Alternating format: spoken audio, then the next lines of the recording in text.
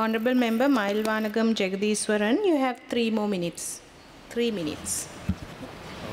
சபைக்கு தலைமை தாங்கும் உறுப்பினர் அவர்களே, கௌரவ பாராளுமன்ற உறுப்பினர் ரஜீவன் ஜெயச்சந்திரமூர்த்தி அவர்கள் கொண்டு வந்த இந்த பிரேரணை மிகவும் ஒரு நல்ல பிரேரணையாக நான் ஆமோதிக்கிறேன். அதே வேளையில் சிறிய மற்றும் நடுத்தர கைத்தொழில் துறையை எடுத்துக்கொண்ட போது இலங்கையிலே வடமாகாணம், விசேடமாக வடமாகாணத்தில் பல்வேறுபட்ட மூலப்பொருட்கள், அதாவது உற்பத்திகள், கைத்தொழில் உற்பத்திகளை மேற்கொள்ளக்கூடிய மூலப்பொருட்கள் வளமாக கண்ட ஒரு பிரதேசமாக காணப்பட்ட போதிலும் கிட்டத்தட்ட யுத்தம் முடிவடைந்து 2009ஆம் ஆண்டுக்கு பிறகு வந்த அரசாங்கங்கள் இது பொருத்தமான நடவடிக்கைகளை அந்த கைத்தொழில்துறைகளை ஊக்குவிப்பதற்கு எடுக்கவில்லை.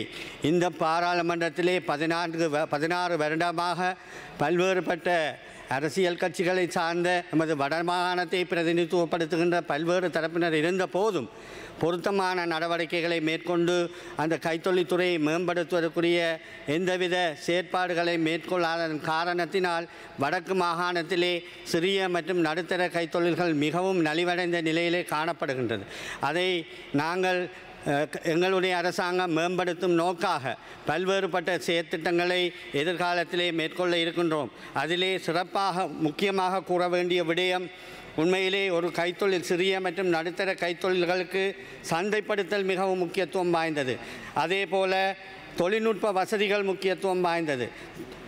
ஏனைய நாடுகளோடு ஒப்பிடும் பொழுது எங்களது இலங்கையிலே, குறிப்பாக வடமாகாணத்திலே தொழில்நுட்பத்தை இந்த சிறிய மற்றும் நடுத்தர கைத்தொழிலாளர்களுக்கு வழங்குவதன் ஊடாக உற்பத்தியை அதிகரிப்பதோடு சந்தைப்படுத்தல் வாய்ப்பை நாங்கள் கூடுதலாக அவர்களுக்கு மேம்படுத்துவதற்கான நடவடிக்கைகளை அரசாங்கம் என்ற ரீதியில் எடுக்க வேண்டிய தேவைப்பாடு காணப்படுகின்றது.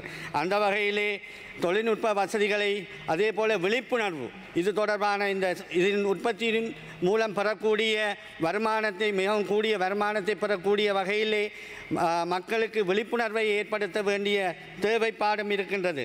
அது மட்டுமல்லாமல் இந்த தொழில்நுட்ப வசதி கூடுதலாக நீண்ட காலம் பதப்படுத்தக்கூடிய வகையிலான பொருட்களுக்கான தொழில்நுட்ப ஆலோசனைகளை இந்த சிறிய மற்றும் நடுத்தர கைத்தொழிலாளர்களுக்கு நாங்கள் வழங்க வேண்டும். இதை வழங்குவதனூடாக ஏற்றுமதியை அதிகரிக்கக்கூடியதாக இருக்கும். உங்கள் நேரம் முடிந்துவிட்டது.